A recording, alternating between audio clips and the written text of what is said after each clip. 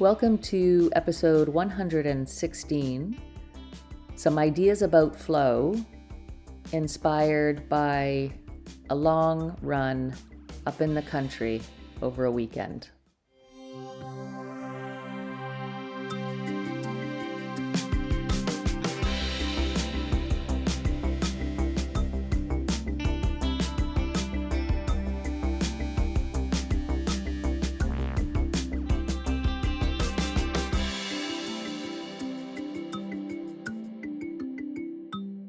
I decided to try something new on this podcast.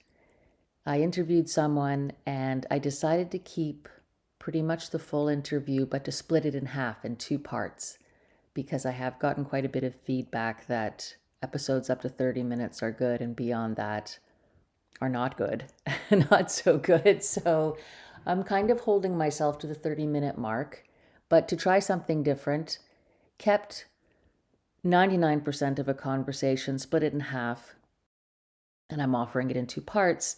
And then I thought, well, let me just insert a little something in between the two parts related to one of the concepts that Elijah Parker spoke about, and that was flow. And so flow is one of those things that it doesn't exactly haunt me, but it seems to keep poking at me over and over and over again. It's a very common concept, and I think we can understand many different things by flow. There's the flow state and all kinds of, I think, understandings of what flow can mean to someone. For me, flow is about that dynamic tension between pushing towards something and allowing the something to come to me. And it's actually something I struggle with quite a lot. Really, in the last few years, it's something I think about consciously quite a lot, because I was going to say I worry. I don't worry exactly, but I wonder whether I go after things too hard and don't allow enough of that openness, freedom of things to just happen on their own and come to me or surround me. And then I don't always have to be grasping for things. And that also becomes the story of, I think in my head I know what I'm supposed to be going after, when in fact I really might not know what it is at all.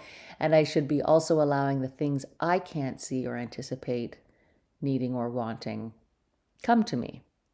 So, to illustrate, I was in the country for the weekend. I am still in the country, actually. I'm doing this on location, which is something different. Although because this is audio only, it really doesn't make a difference. I am away in the country by a lake. And I decided 2 mornings ago to get up and go for a run.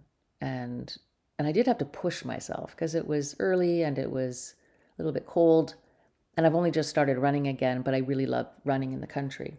And so I put my shoes on, and at 6:30 I went out the door and I started to run.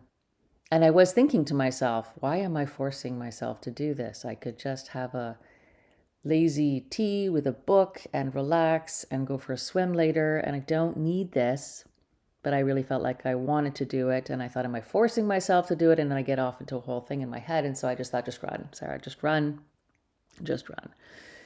And I did start feeling kind of good. And up ahead, I saw what I thought was a fox. Wasn't sure because I wasn't wearing my glasses, but it looked to me to be kind of close to the ground, doggish looking, with a bushy tail and a pointy nose. And I thought, that's probably a fox. And that's cool to see a fox. And then I was coming up to a bend in the road, and I heard a sound I'd never heard. These birds that I had no idea what they were. I'd never heard that sound up here before. And I kind of guessed they might be Canada geese, but I thought they're not Canada geese. It doesn't sound like that. But it's that same insistent, very loud, not like a twittering of a robin. It's like a really strident kind of bird noise. And came around the corner and stopped. And so I kept going, and I kept going.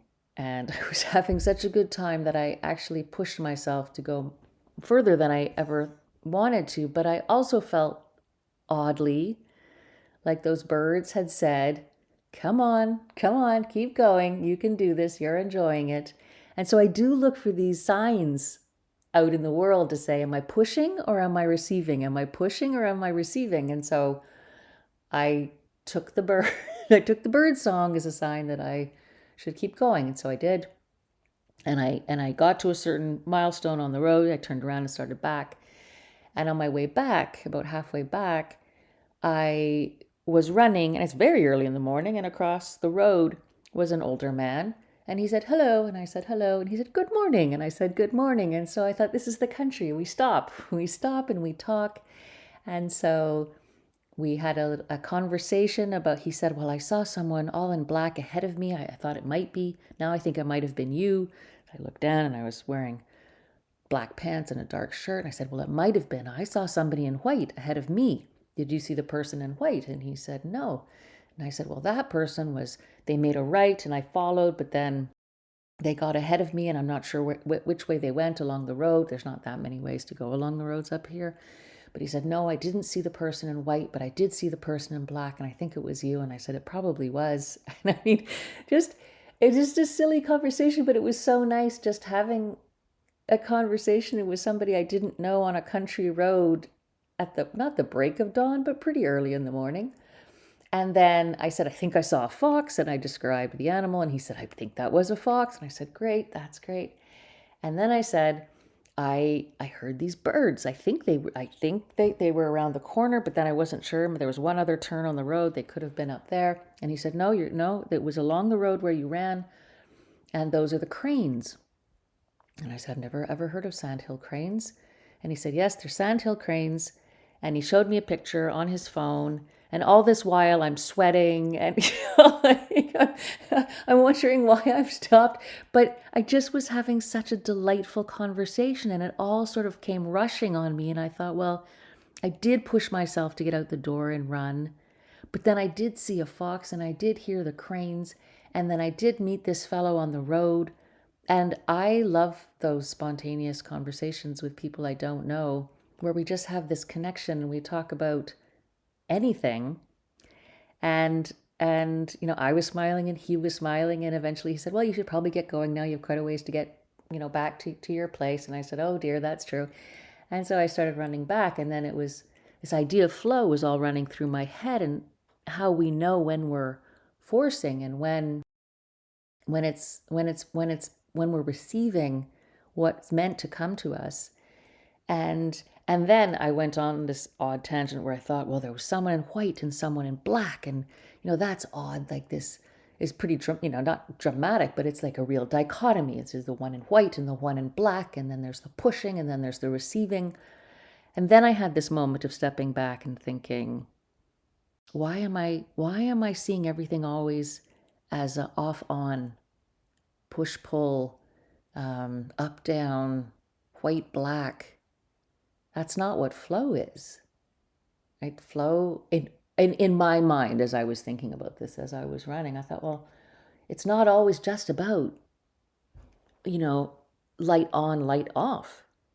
It's flow is just allowing myself to experience the moment, and if I feel to run, then I go run.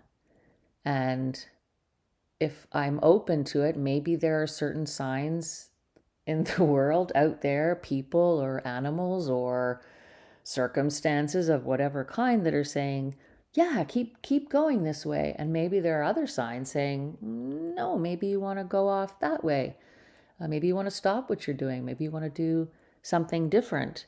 And that is it sounds bizarre, but as I talk about it, I just think that it's something that I experience a lot because I don't really have a path. And particularly now in my life, I really don't have a very defined path that I'm following. And so I wonder whether I'm supposed to be doing podcasts or editing books or presenting at conferences or any one of the million and one things I ever have going on in my mind at one time. And obviously I need to, I do need to prioritize among all of the things.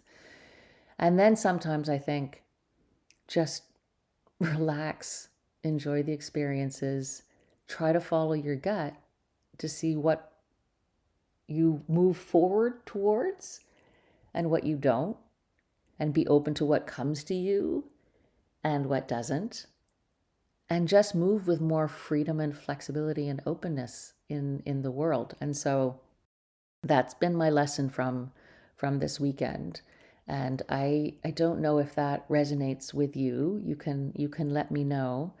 But even just getting away from this on off push pull, am I forcing, am I receiving, and allowing ourselves to move freely in the world and see where that takes us, assuming there's no right ways and wrong ways to do it. But whatever you're doing right now in the moment, look maybe for a sign or two, follow your gut, create what you want, and see where it takes you. Your thoughts and insights are always hugely welcome, and as always, thanks for listening.